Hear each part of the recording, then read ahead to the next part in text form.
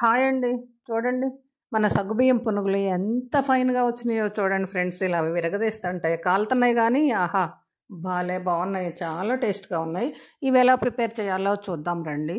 దీనికోసం కాస్ని ఒక అరగిద్ద, గిద్ద ఆ ఉన్న పిండిని బట్టి సగ్గుబియ్యం, పచ్చిశనగపప్పు, పెద్దుల్లిపాయలు సన్నగా ముక్కలు చేసి పెట్టుకోవడం, కొత్తిమీర, 2 పచ్చిమిర్చి, కొంచెం జీలకర్ర. ఇంతే అండి. వీటి ఇంగ్రీడియెంట్స్ అయితే ఇవే. కరివేపాకు. కరివేపాకు చూపిచ్చాను మొత్తం అంతే. మనకి ఎంత ఇష్టమైతే అంత వేసుకోవచ్చు. ఈ పిండయితే మాత్రం రాత్రే పచ్చిశనగపప్పును, మినపప్పు నానేసి ఉంచాను. ఆ పిండి ఏంటనుకున్నారు? ఇడ్లీ వేస్తాం గదా! ఇడ్లీ ఎలా తయారు చేయాలో మీకు తెలుసు కదా మీ అందరికీ. ఒక గ్లాసు మినపప్పుకి 2 గ్లాసులు ఉప్పుడు రవ్వ వేస్తాం గదండీ! ఆ పిండే కాస్త మిగిలితే దానిలో ఇవేసి చేసేసుకోవచ్చనమాట. ఉదయం ఇడ్లీ, సాయంత్రం ఈ స్నాక్ ఐటెమ్ రెడీ చేసేసుకోవచ్చు.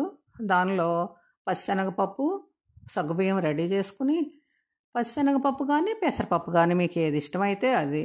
అలాగే పచ్చిమిర్చి, కొంచెం లేత గ్రీన్ కలర్‌లో ఉన్న పచ్చిమిర్చిని సన్నగా కట్ చేసేసుకోవటం అండి. ఎంతో సన్నగా కట్ చేస్తే అంత మంట లేకుండా ఉంటది. అదే పొట్టి పొట్టి పచ్చిమిర్చి అయితే విపరీతమైన కారంగా పసిపిల్లల నోట్లో పెట్టుకోగానే మూతంతా మంటని వాళ్ళు అదే పనిగా కేకలు పెడతారు. పెద్దోళ్ళైనా ఏడుస్తామండోయ్! అంత మంటగా ఉంటున్నాయి ఇప్పుడొచ్చే పచ్చిమిర్చి మాత్రం. అదైతే చాలా కరెక్ట్ కదా! ఇంకా ఈ కత్తిరి చూడండి. ఇది ఎక్కడ కొన్నారక్క? భలే బావుంది అంటున్నారు నా ఫ్రెండ్స్ అంతా. మరి మా పిల్లలు కూడా అలాగే అడుగుతున్నారు. పిల్లలంటే మా అక్క చెల్లెళ్ళ పిల్లలనమాట అలా. కారం వేశాను. అదైతే మీషోలో తెచ్చానులే. జీలకర్ర మీషోలో తీసుకురాలా. ఆర్డర్ పెడితే వచ్చిందండి. జీలకర్ర వేశాను. తర్వాత కొత్తిమీర, కరివేపాకు వేసేసాను. తర్వాత పెద్దుల్లిపాయలు బాగా నలిపి వేయటం అండి. శుభ్రంగా నలిపి వేసేయడం. చూడండి. అవన్నీ కంప్లీట్‌గా వేసేసి ఇంకా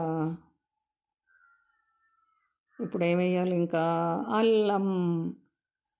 అల్లం శుభ్రంగా కడిగేసి, తోలు తీసేసి, కడిగి సన్న ముక్కలు చేసి, మెత్తగా కలిపేసి అదే సాల్ట్ కూడా వేయాలి. మెత్తగా కలపటం కాదు. విడివిడిపోయేటట్టుగా ముక్కలన్నీ విడగొట్టి, తర్వాత పొయ్యి మీద పెద్ద మంచి బాండీతో నూనె పెట్టేసి, ఇలా పునుగులు వేయడం. ఆ పునుగులు నూనె బాగా కాగిన తర్వాత వేయాలండి. నాకైతే కడుపాత్రం వచ్చేసి సరిగా కాకుండా వేశాను. నాకంత సాటిస్ఫై లేక 2 పునుగులు వేసి తీశాను. ఇంకా బాగా కాగితే బావుంటదనమాట. ఇప్పుడైతే బాగా కాగిందండి. ఇంకా ఇప్పుడు ఇలా బొటనవేలితో కాకుండా పునుగు ఎప్పుడైనా ఈ పునుగు మెయిన్ ఇడ్లీ పిండి అదే ఇడ్లీ రవ్వ ఉంటది కదా! అది అలా పక్కన తునకలుగా పడకుండా ఉండాలంటే ఇలా చక్కగా బంతిలాగా అరచేయిలో ఇలా చక్కగా బాల్‌లాగా అనుకుని వేయటం బెటరు. బాగా మంచి గోల్డ్ కలర్ వచ్చేలాగా వేపండి. ఇలా అన్నమాట. ఇలా బాల్‌లాగా వచ్చేలాగా అలా అనుకుని పునుగు వేసామనుకోండి బాగా వస్తది రౌండ్‌గా. లోపల ఉడకందంటూ ఏముండదండి. బాగా ఉడుకుతది. ఎలా అయినా బోలగా, మెత్తగా, మంచి దూది పింజాల్లాగా ఉంటాయి ఈ పునుగులు మాత్రం. ట్రై చేయండి మీరు కూడా. ట్రై చేయొచ్చు.